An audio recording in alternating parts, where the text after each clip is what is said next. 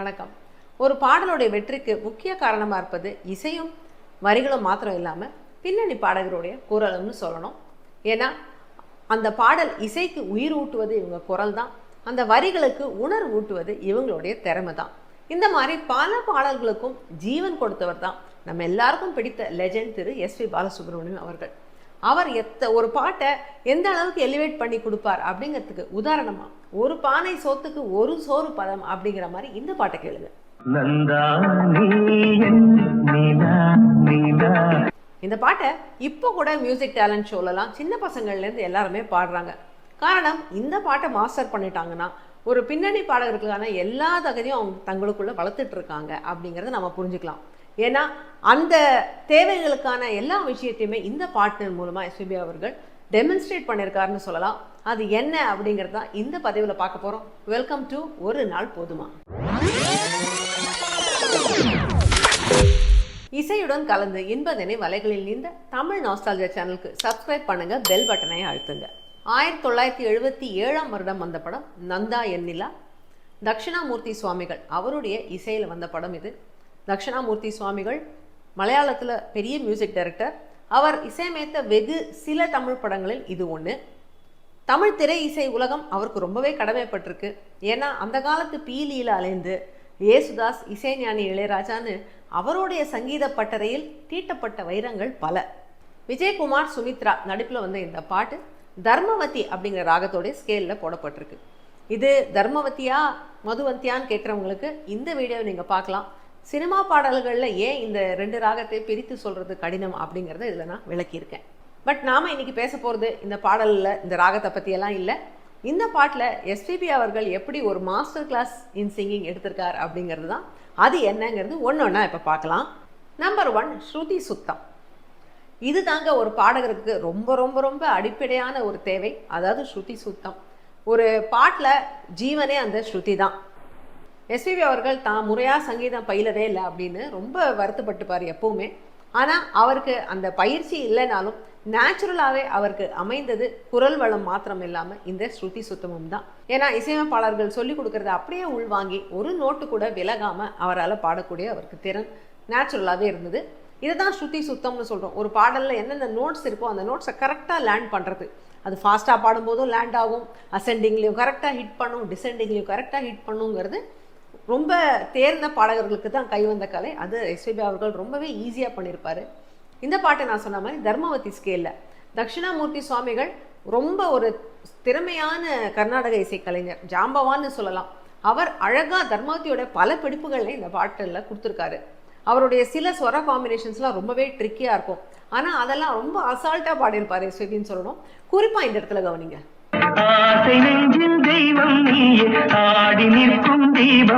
அதாவது கர்நாடக சங்கீதத்தில் தாட்டு வரிசைன்னு சொல்லுவாங்க. இந்த மாதிரி ஸ்வரங்கள் வந்து மேலே கீழேன்னு போய் ஒரு காம்பினேஷனில் வருது. அந்த மாதிரி இந்த இடத்த போட்டிருக்காரு. இது வந்து லேண்ட் பண்ணுறது ரொம்பவே சிரமம், ரொம்ப கேர்ஃபுல்லாக பாடணும். ஆனால் லெஃப்ட் ஹேண்டில் டீல் பண்ணியிருப்பார் இதெல்லாம் எஸ்பிபி. இதில் அந்த அளவுக்கு ரொம்ப ஈஸியாகவே அவர் பாடுற மாதிரி இருக்கும். அவர் பாடும்போது ஈஸியாக இருக்கும், நம்ம பாடும்போது தான் அது எவ்வளோ சிரமங்கிறது நமக்கு புரியும். Point number 2, breath control. Breath கண்ட்ரோலும் ரொம்பவே ஒரு பாடகருக்கு முக்கியம். பிரெத் கண்ட்ரோல்னால் மூச்சு விடாத பாடணும்னு கிடையாது, எங்கே மூச்சு எடுக்கணும்னு புரிஞ்சு பாடணும். ஒரு பாட்டை எடுத்துக்கிட்டால் அதில் கேப்ஸ் இருக்கும். அந்த கேப்ஸில் கரெக்டாக அந்த இடத்துல மூச்சு எடுத்துகிட்டு பாடுறது தான் ஒரு பாடகருடைய திறமை. அதாவது ஸ்ட்ராட்டஜிக்காக அந்த மூச்சை எடுக்கணும். சில பாடல்களில் லாங் ஃப்ரேசஸ் இருக்கும். அந்த மாதிரி வரும்போது ரொம்பவே சிரமமாக இருக்கும். ஏன்னா ரொம்ப நேரத்துக்கு மூச்சை பிடிச்சு பாட வேண்டியிருக்கும். இந்த பாட்டில் பார்த்தீங்கன்னா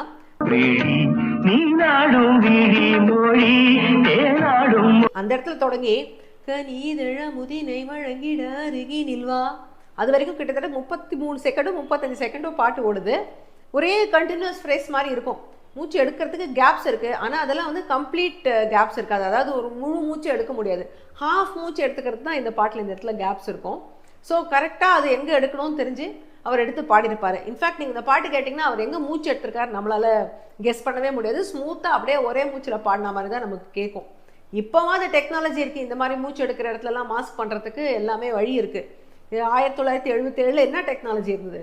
ஸோ அதனால் அவர் நீங்கள் பாடுறதை கேட்டால் நமக்கு ஒரே மூச்சில் பாடின மாதிரி தொனிக்கும் அது. ஸோ அந்தளவுக்கு ரொம்ப ஸ்மார்ட்டாக அந்த விழி அந்த இடத்துல ஒரு லாங் கேப் வரும். அந்த இடத்துல ஃபுல் பிரெத் எடுத்தாருன்னா அதோடு முடிக்கிறதுக்கு ஒரு 35 செகண்டு. ஸோ அது ரொம்ப அழகாக இந்த இடத்துல ஹேண்டில் பண்ணியிருப்பாரு. Point number 3, wide vocal range. Vocal ரேஞ்சுங்கிறது ஒரு பாடகர் எத்தனை ஆக்டேவ்ஸ் ட்ராவல்ஸ் பண்ண முடியும் அப்படிங்கிறது. அதாவது நார்மலாக நம்ம வந்து ஒரு சால ஆரம்பித்தோம்னா மேல் சா வரைக்கும் போகிறது ஒரு ஆக்டேவ். அந்த சாவை தாண்டி ரீகா மா வரைக்கும் போனால் அது மேல் ஸ்தாயி. அதே போல் கீழே சா, இந்த சாக்கு கீழே நீத பா அப்படி வந்ததுன்னா அது கீழ் ஸ்தாயி. ஸோ இந்த கீழ் பாலேருந்து மேலே மா வரைக்கும் போனால் அது இன்னொரு ஆக்டேவ் ஆகிடும். ஸோ 2 ஆக்டேவ்ஸ் கவர் பண்ண முடியும். இது வந்து நாட் வெரி ஈஸி, நிறைய ப்ராக்டிஸ் வேணும். இதில் இந்த மேல் ஸ்தாயி கூட ஈஸி. ஏன்னா நம்ம பார்த்துருக்கோம் இல்லையா, இந்த ஹெட் வாய்ஸ் செஸ்ட் வாய்ஸ்னு இதெல்லாம் கலந்து ஃபால்செட்டோ எல்லாத்தையும் கலந்து இந்த மேல் ஸ்தாயி ஈஸியாக பாடிடுறாங்க.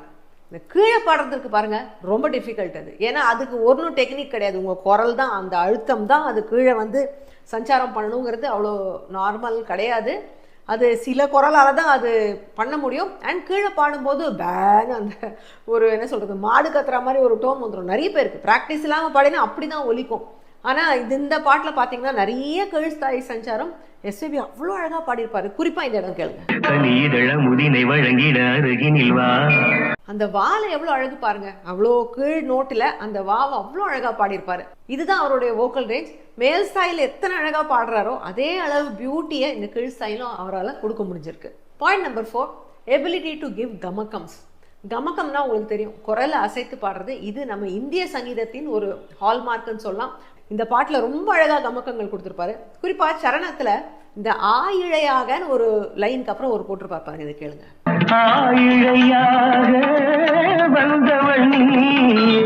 இதே போல செகண்ட் சரணத்தில் ராகவன் நான் அப்படிங்கிற இடத்துல இதே ஃப்ரேஸ் தான், பட் அந்த இடத்துல கமக்கம் வித்தியாசமா இருக்கும்.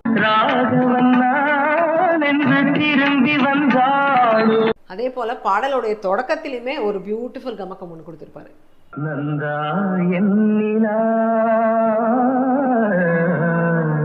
இந்த பாடலுக்கு அழகு சேர்க்கிறதே இந்த மாதிரி கமக்கங்கள் தான். இந்த சங்கதின்னு சொல்றோம் இல்லையா, அது எந்த அளவுக்கு இந்த பாடலுக்கு ஒரு வேரியேஷன் கொடுக்கறது.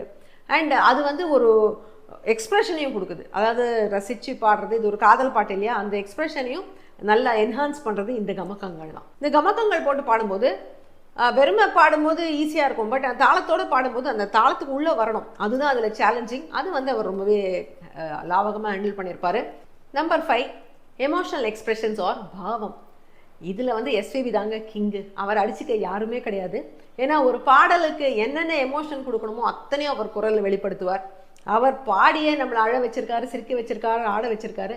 இந்த பாட்டை ரொமான்டிக் சாங்குங்காச்சே, நம்மளை காதல்லையும் விழ வைப்பார். அந்த அளவுக்கு பியூட்டிஃபுல்லாக இந்த பாட்டை பாடியிருப்பாரு. இதில் சில இடங்களை ஹைலைட் பண்ணியே ஆகணும். முதல்ல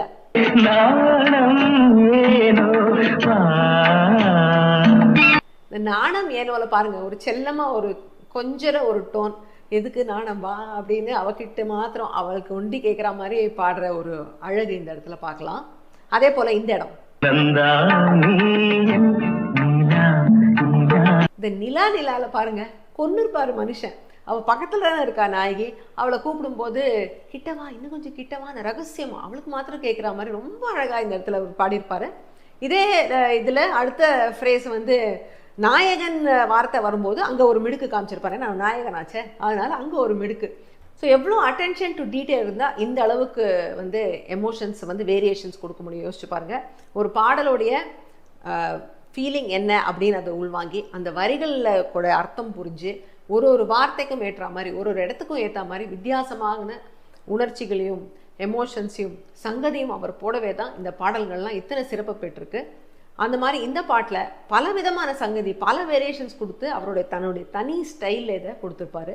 இந்த மாதிரி எக்ஸ்ப்ரெஷனோட பாடுறதுக்கு அவருக்கு நிகர் அவரே தான். Number 6, clear diction and pronunciation. இது வந்து இப்போ இருக்கிற பாடகர்களுக்கு நிறைய பேர் இந்த மேட்டரே புரிஞ்சுக்கல அவங்க. ஏன்னா தமிழ் ப்ரொனன்சியேஷன் ரொம்ப வந்து அது ரொம்ப கேஷுவலாக எடுத்துட்டா மாதிரி பாடுறாங்க நிறைய பேர். லா லா ந ந ழா, இந்த எழுத்துக்களுக்கெல்லாம் இருக்கிற வித்தியாசம் புரியாதே நிறைய பேர் பாடுறாங்க, பேசுகிறாங்க கூட. அப்படி தான் தமிழ் சினிமா டைலாகும் அப்படி ஆகிப்போச்சு. பட் எஸ்பிபி அவர்கள் தெலுங்கை தாய்மொழியாக கொண்டவர்னாலும் இந்த பாட்டில் பார்த்தீங்கன்னா அத்தனை அழகாக பாடியிருப்பார். இது வந்து ரா பழனிசாமி அப்படிங்கிறவர் இந்த பாடலுக்கு வரிகள் ரொம்ப அழகான தமிழ் எழுதியிருக்காரு. ரொம்ப நம்ம யூஸ்வலாக யூஸ் பண்ணுற சொற்கள் இல்லாமல் வித்தியாசமான அழகான தமிழ் சொற்களை கொண்டு இந்த பாடலை எழுதியிருப்பார். அதை ஒரு இடத்துலையும் அத்தனை அழகாக எஸ்பிபி அவர்கள் டெலிவர் பண்ணியிருப்பார்.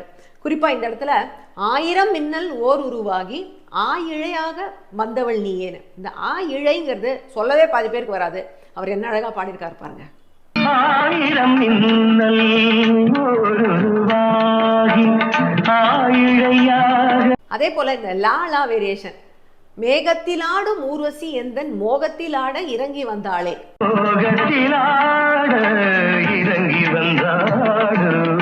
அதே போல பாட்டோடைய ஆரம்பத்துல அந்த லாங் ஃப்ரேஸ் வருதே பல்லவியில, மூச்சு விடாம பாடியிருக்காரு. அங்க வந்து நிறைய ழா, தேனாடும் விழிமொழி மீனாடும் விழி குழல்னு ழான்னு வரும். ஒரு இடத்துல கூட ஒரு தங்கு தடை இல்லாமல் அத்தனை அழகாக பாடியிருப்பார். இந்த பாட்டில் வந்து ப்ராக்டிஸ் பண்ணி நல்லா பாடினாலே இந்த காலத்து பாடகர்களுக்கெல்லாம் இந்த தமிழ் ப்ரொனன்சியேஷன் நல்லாவே ப்ராக்டிஸ் ஆகிடும், நல்லா பாட முடியும். பட் அதுக்கு அட்டென்ஷன் கொடுத்து அவங்க ப்ராக்டிஸ் பண்ணணும். அண்ட் கடைசி பாயிண்ட், மாஸ்டரி ஆஃப் தாளம். ஸ்ருதி மாதா லயம் பித்தான்னு சொல்லுவாங்க. லயம்னா தாளம். ஸோ எந்த அளவுக்கு ஒரு பாடலுக்கு ஸ்ருதி முக்கியமோ அத்தனை தாளமும் முக்கியம். ஸ்ருதி விலகினா எப்படி கேட்க நாராசமாக இருக்குமோ அதே மாதிரி தான் தாளம் பேசிக்கனாலும் நம்மளால் கேட்க முடியாது. அதுவும் ஆர்கெஸ்ட்ராவோட பாடும்போது அந்த தாளம் கரெக்டாக எடுக்கணுங்கிறது ரொம்ப முக்கியம். இந்த பாட்டில் அந்த சரணம் முடிஞ்சு பல்லவியை எடுக்கிற இடத்துல பாருங்க,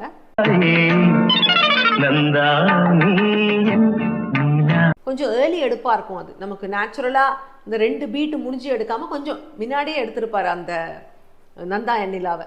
ஸோ அது வந்து அந்த கரெக்டாக அந்த கணக்கு மைண்டில் ஓடிட்டே இருக்கணும். இருந்தால் தான் அந்த மாதிரி கரெக்டாக அதை பிடிச்சி எடுக்க முடியும். அது வந்து அஃப்கோர்ஸ் எஸ்பிபி இந்த பாட்டில் ரொம்ப அழகாக டெமான்ஸ்ட்ரேட் பண்ணியிருப்பாரு. ஸோ இப்போ புரியுதா இந்த பாட்டு வந்து ஏன் வந்து பாடுறதுக்கு ரொம்ப கஷ்டமான பாட்டு? நிறைய விஷயங்கள், நிறைய அட்டென்ஷன் டு டீட்டெயில் இருக்குது இந்த பாடலில். இதனால தான் இந்த பாடலை ப்ராக்டிஸ் பண்ணினா யங் சிங்கர்ஸ் வந்து ரொம்ப ஈஸியாக அவங்கள இந்த நுணுக்கங்களாம் கற்றுக்க முடியும், இது கவனித்து பாடினாங்கன்னா. நந்தா என் நிலான்னு பாடுறாங்க இல்லையா, நந்தா நிலானா மங்காத நிலவு அப்படின்னு அர்த்தம்.